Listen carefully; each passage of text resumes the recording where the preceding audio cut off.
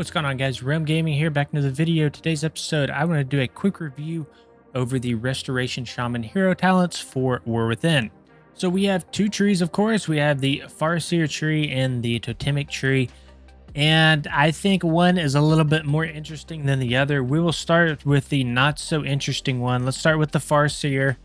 And basically the way Farseer works is you're going to be summoning these ancestrals to come out and basically assist you whenever you cast healing spells. So it's going to be very similar if you've seen my Mistweaver Monk video with the Conduit Celestial tree. Basically, you know, again, you're going to have these people, these ancestors that kind of come out and kind of buff your spells and do a little bit of off healing for you. If you're familiar with like Ancestral Awakening, I think we have it right here as one of our talents. It's kind of like that built into a tree. So overall, I don't know, not very interesting, not very new, intuitive, but regardless, we will review it. So starting out with Call of the Ancestors, Unleash Life calls an ancestor to your side for 6 seconds. Whenever you cast a healing or damaging spell, the ancestor will cast a similar spell. So we have basically two ways to proc these ancestors. The first way is through Unleash Life. I think that's on like a 30-45 second cooldown, something like that. And then we also have Ancestral Swiftness, which is on a 45 second cooldown, and whenever you use it, an ancestor will come and fight by your side if you've already learned Nature Swiftness. So I guess one of the positives that we could take away from this is that we can control these ancestors ourselves. This isn't some like random proc and they just randomly pop up and start healing. We can save our ancestors for high damage phases. Okay, so another kind of interesting talent here is Elemental Reverb. So Lava Burst gains an additional charge and deals 5% increased damage. Also, our Riptide gains an additional charge and heals for 5% more. So that also sounds very similar to our Echo of Elements. So Riptide and Lava Burst have an additional charge. So if you want to skip out on Echo of Elements, you can and just take Elemental Reverb and use that talent elsewhere. If not, you can take both and get the additional charges from both. Another sort of interesting one here is Primordial Capacity. So increases our max mana by 5%, but tidal waves can now stack up to 4 times. So this could actually be pretty strong if you're familiar with our Forset bonus. Our Forset bonus is going to increase the effectiveness of tidal waves by 80%.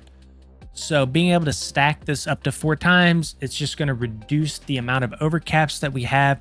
It's going to give you more opportunities to be able to use all of your tidal waves. So in terms of like synergizing with our toolkit, I think that is a very strong talent right there.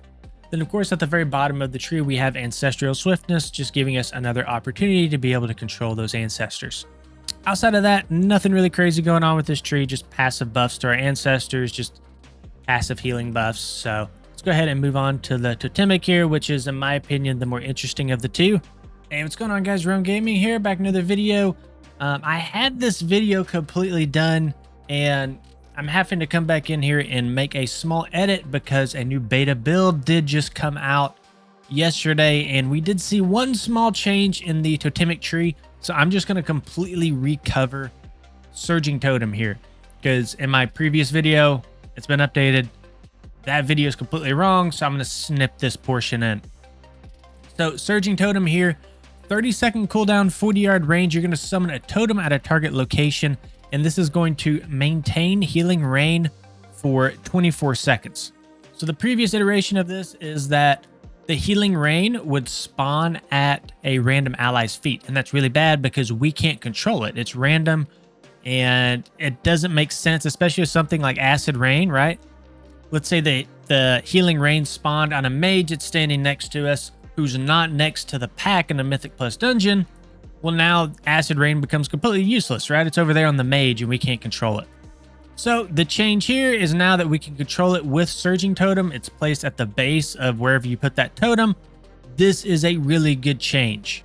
Now, one thing to note is this will replace our Healing Rain here, which was on a 10-second cooldown and it only lasted for 10 seconds. But this is still really good. This is still a much better version of Healing Rain. Another thing that's really good is, you know, something specifically, this might be just unique to me, but I would always pair my Nature Swiftness right here with Healing Rain.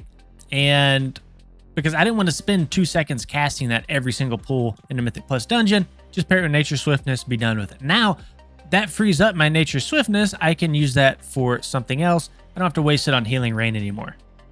This is not only good for the healing that it does, but it's also easier for us to proc our Ancestral Vigor.